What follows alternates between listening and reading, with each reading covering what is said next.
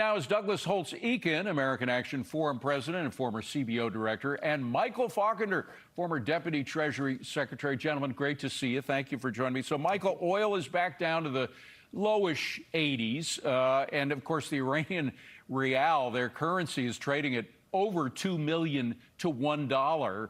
I mean, it sure looks like the combination of the military strength and the strangulation, the economic strangulation of the regime is working, no?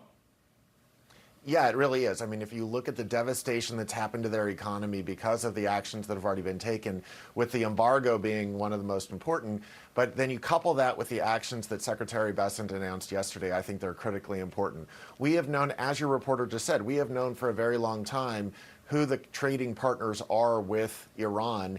And there has been some concern about the extent to which we wanted to enforce things on China. The announcement yesterday says that the Secretary and the President are really ready to put penalties on them because China purchases the vast majority of Iranian oil. They provide a lot of the support to the Iranian regime.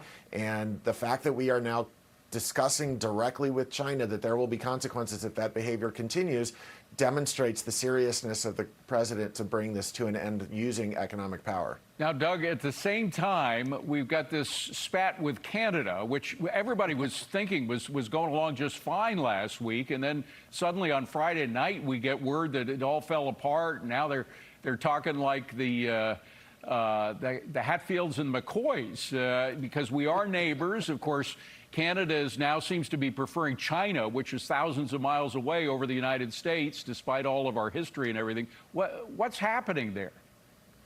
So the way I think about this is it was clear that the USMCA was not going to be an adequate trade agreement between the U.S. and Canada, and we needed a new trade agreement. One way to do that is to sit down and say, we're trying to do the U.S.-Canada trade agreement and go off and negotiate as we did with the USMCA.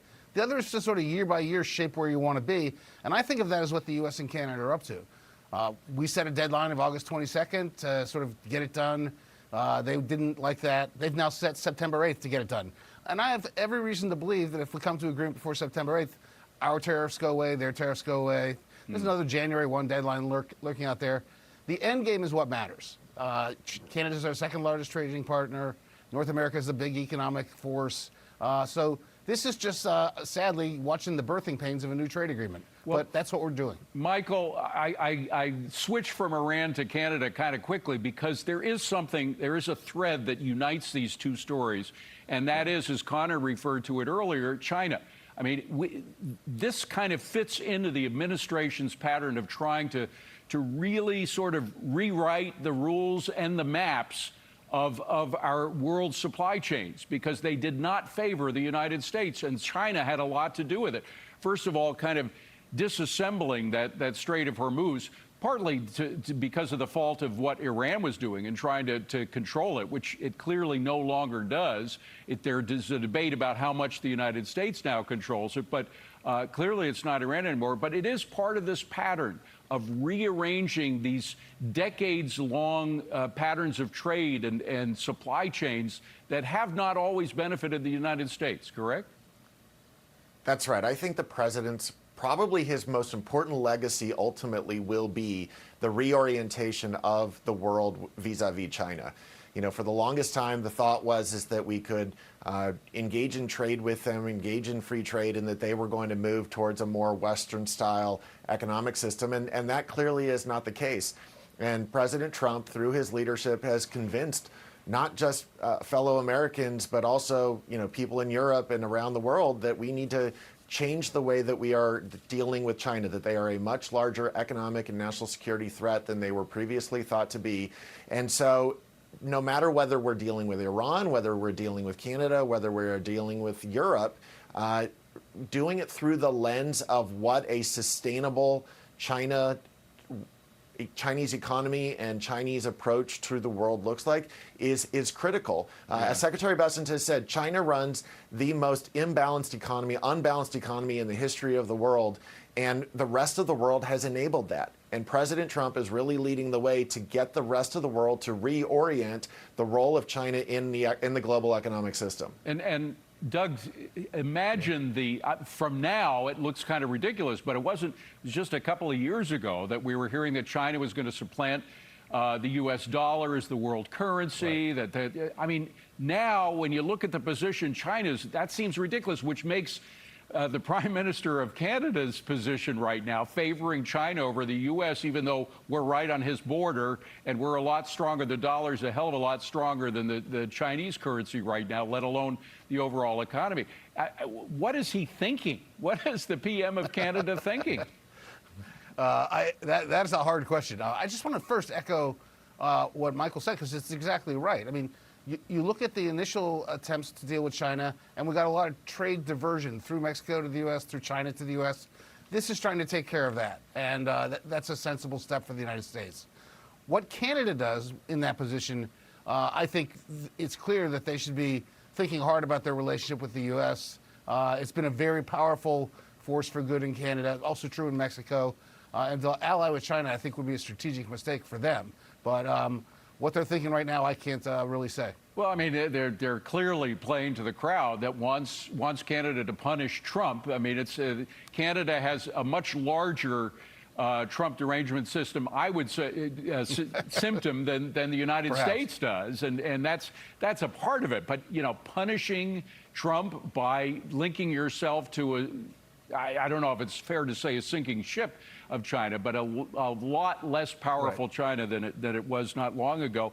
And also, Mike, I just think of that great relationship that Mulvaney, the former prime minister, had with Reagan and then with Bush, and it worked so well in favor of both nations, Yeah, there is a lot of collaboration, and there is a lot of shared values between the two countries, such that I do ultimately, as Doug said earlier, I think we are going to ultimately get to a deal. We have until December 31st to get there before the U.S. tariffs on Canadian products go into place. And I'm reminded of, President Trump and how he negotiates, right? If he doesn't get up and leave a negotiation at least once, if not twice, then he hasn't gotten the best deal. And so I think that this is just part of the back and forth that's going to take place by both sides to make sure that they get what they perceive to be the necessary needs for the next round of trade negotiations. So I think this is just, and we're in maybe the first or second act of the play. This is it'll get done by the time that the tariffs actually go into place. Yeah, I want to switch to a fond memory of when Democrats and Republicans could actually get something done together. It was 30 years ago this month when we had that wonderful union between a Democratic President, Clinton, and Republican Speaker of the House, Gingrich, on a workfare program that was so remarkable, partly because so many of the people in Clinton's administration opposed it. You had Donna Shalala, who was the head of the HHS at the time, saying she'd quit if Clinton signed it. Well, he signed it, and despite all of the horror stories we were hearing about how